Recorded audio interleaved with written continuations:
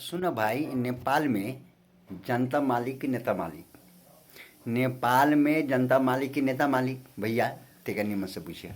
नेपाल में जनता मालिक है, नेपाल के किसान मालिक है, नेपाल के मजदूर मालिक है, नेपाल के विद्यार्थी मालिक है, नेपाल के महिला मालिक है, नेपाल के दलित मालिक है। तो अब मालिक है नेपाल में ये लोग, हमनी के नेपाली जनता।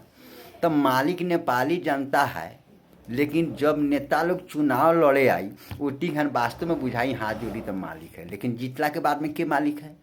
मालिक के है जे जनता के काल हमनी के गुड़ ला के नमस्ते करके जन वोट ले है, अब जीतला के बाद में के मालिक हो जाते हैं? नेपाल के नेता। एक यही चलते हमनी के लूट तंत्र कर दी। कौन मालिक हो जाते हैं?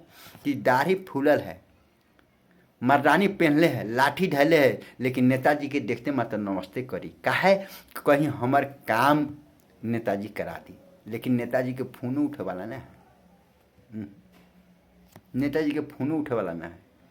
ये हमारे नेपाल में मात्र ठग र लूट तंत्र है। ये हमारे हमने कहले सी, ये हमारे नेपाल में वास्तव में नेपाली जनता मालिक बन के रहे के है।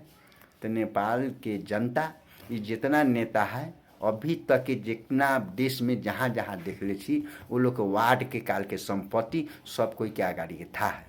कहा कि वो दाई भाई के संपत्ति जहाँ के तय हैं, लेकिन इन नेता लोग 10-20 करोड़ खर्चा कर रहा है।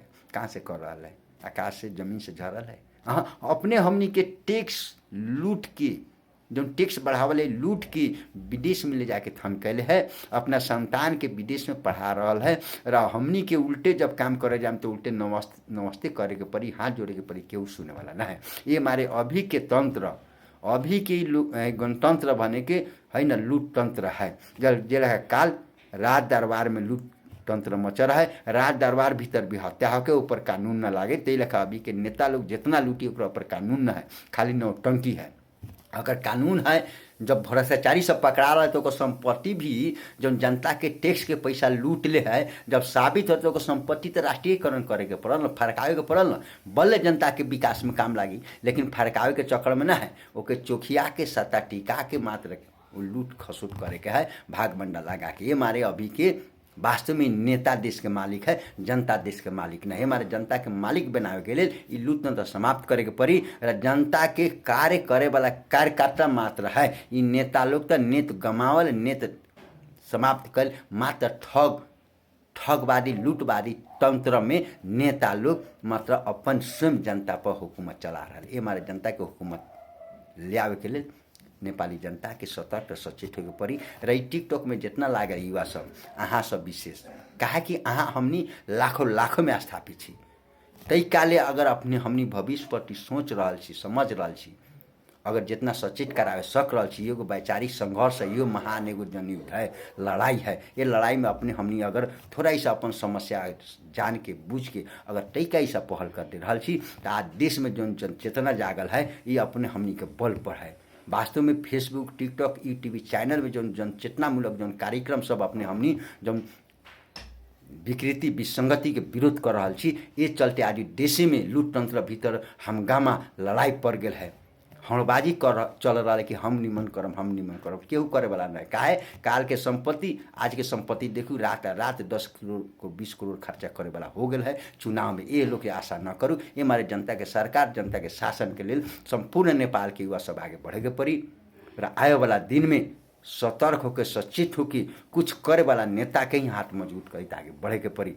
और नया युवा सब ये जनरेशन से आगे बढ़े के पड़ी, बल्ले नेपाल में शासन चेंज हो सकले। र ई मात्र यही लेखा होए वाला ना है, सेना पुलिस सब में मतलब हमनी के आरक्षण सहित के संविधान संशोधन के लागू करे के पड़ी।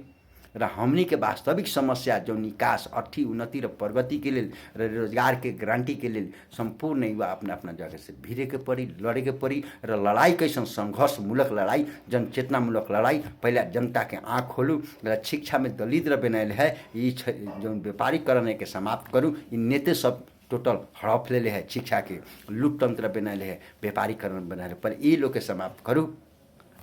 शिक्षा निःशुल्क की तरफ जाए दू, स्वास्थ्य निःशुल्क की तरफ आगे बढ़ू, रोजगार के गारंटी के तरफ बढ़ू, बल हमने क्या ये चीज़ हो सकले। हमारे टिकटॉक में आई कि हम अपने के ये हाले के चाह रहा छी, देश में सबसे बड़ा लुटेरा तो है न राजतंत्र हैते रहे र ओकर मतलब ओरी पोरी में जौन पलकर र जौन अपने के शासन के जौन अपन शासन समझ के जौन लूट के विदेश में जौन थनका रहा है, आज पैसा के हाहाकार मचल है। लेकिन 500 1000 के नोट के जौन है न नाकाबंदी करे के चाहिए, नया नोट छापे के चाहिए। वास्तव में भ्रष्टाचारी कौन है ये सीधा चिन्हा जाए, लेकिन तो भ्रष्टाचारी तो नेता सब है, कहाँ से सब लागू करी?